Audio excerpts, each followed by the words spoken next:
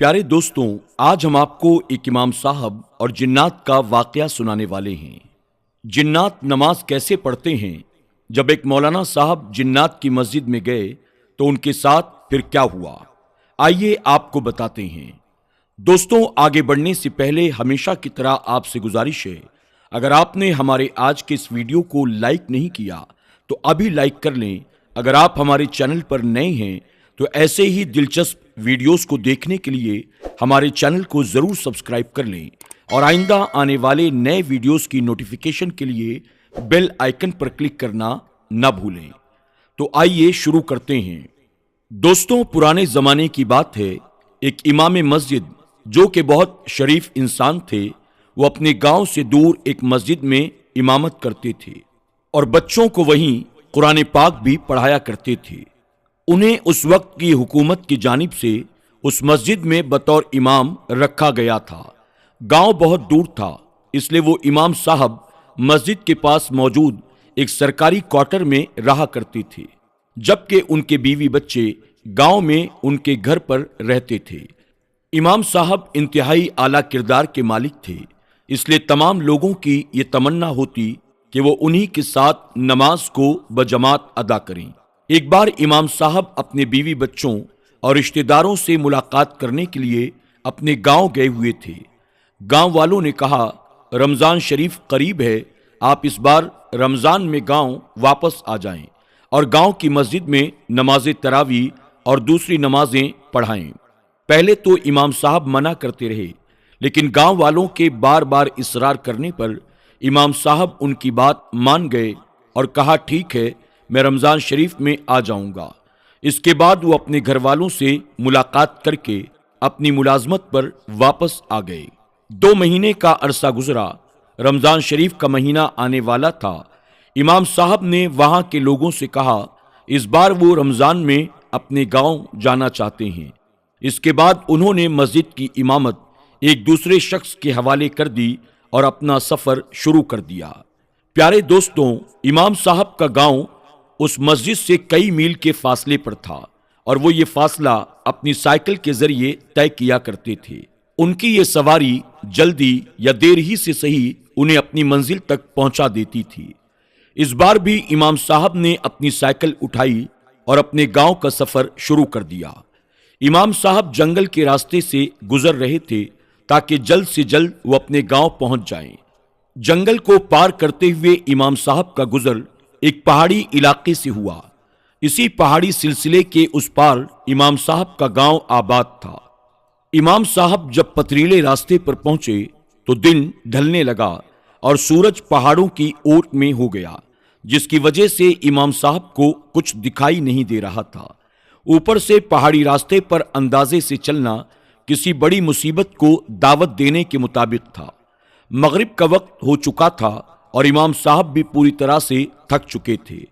انہوں نے رات جنگل ہی میں گزارنے کا فیصلہ کیا اور اس کے لیے وہ پہاڑ کی ایک چوٹی پر چڑھ گئے، جہاں سے انہوں نے دیکھا کہ قریب ایک چھوٹی پہاڑی پر خوبصورت سی مسجد موجود ہے۔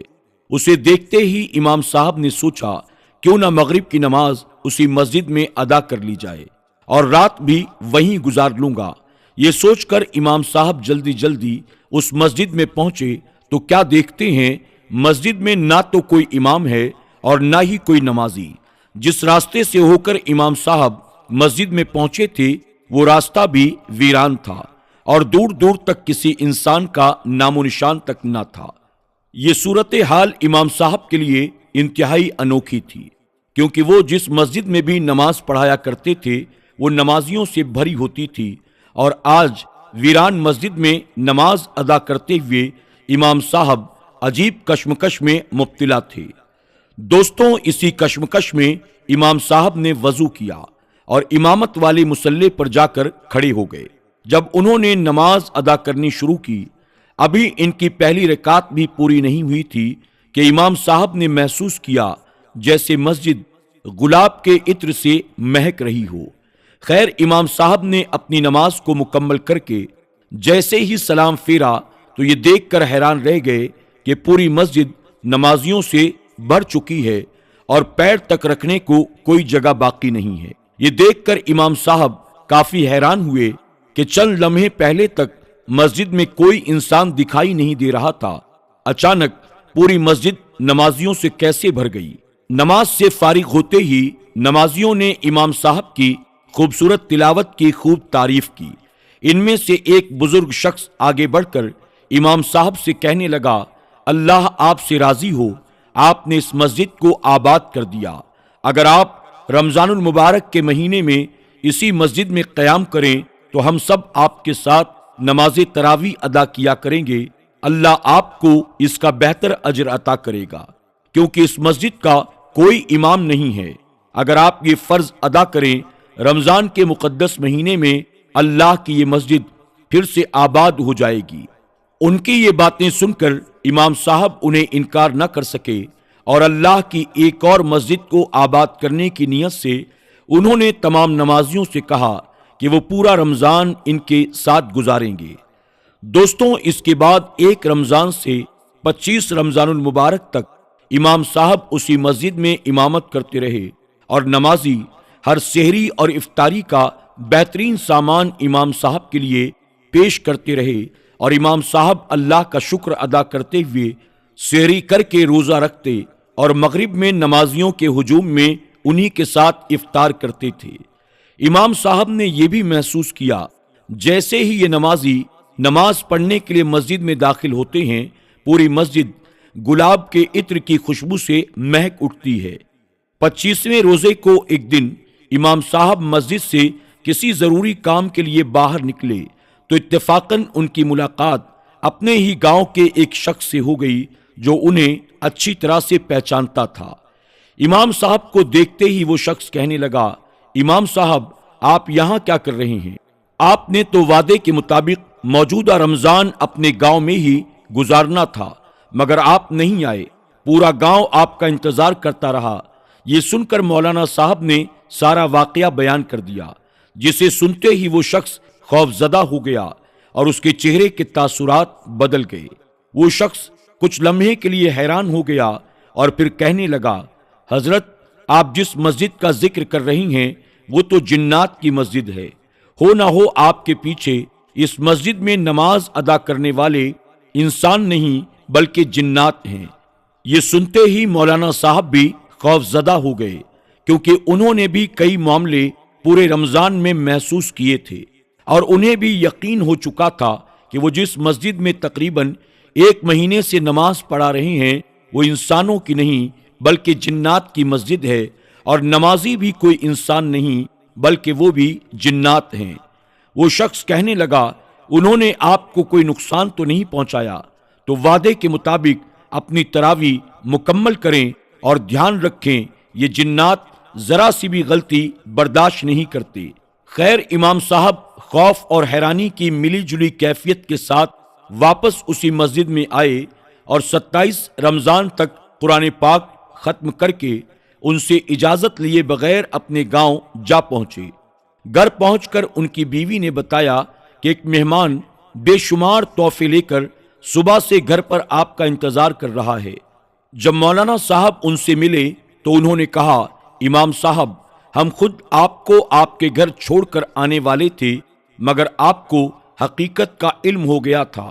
ہم انسان نہیں، مسلمان جنات ہیں۔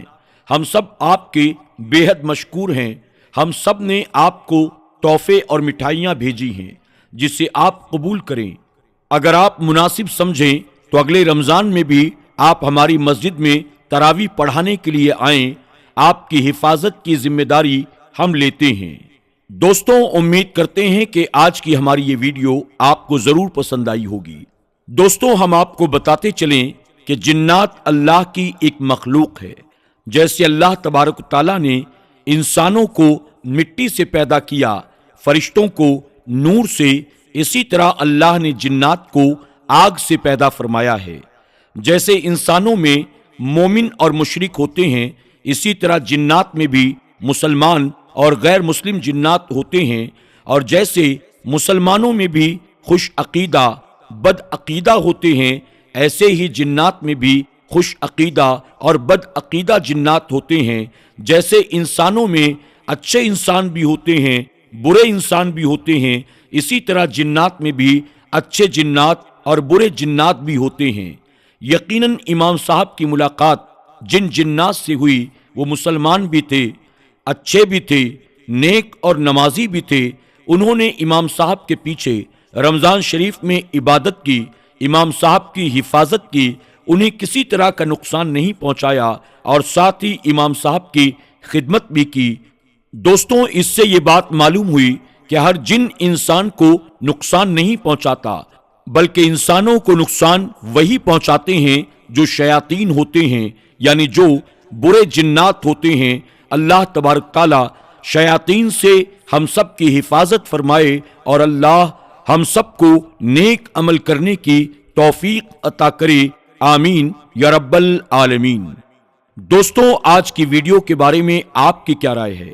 کمنٹ باکس میں جا کر ضرور کمنٹ کریں، اور اگر آپ نے بھی اپنے بڑے بوڑھوں سے جنات کی کوئی کہانی سنی ہے، آپ چاہتے ہیں کہ اس کہانی کو بھی ہم ویڈیو کی شکل میں پیش کریں، تو آپ وہ کہانی بھی کمنٹ باکس میں ضرور لکھ دیں۔ انشاءاللہ اگر آپ کی کہانی سبق آموز یا دلچسپ ہوئی تو ہم اس کی ویڈیو بنا کر ضرور آپ تک پہنچانے کی کوشش کریں گے۔ دوستوں، آج کی ویڈیو میں بس اتنا ہی۔ انشاءاللہ بہت جلد پھر ایک نئی کہانی کے ساتھ آپ کی خدمت میں حاضر ہوں گے۔ تب تک کے لیے ہماری پوری ٹیم کو اجازت دیں۔ اللہ سب کو اپنا حفظ و امان عطا فرمائے۔ اللہ حافظ۔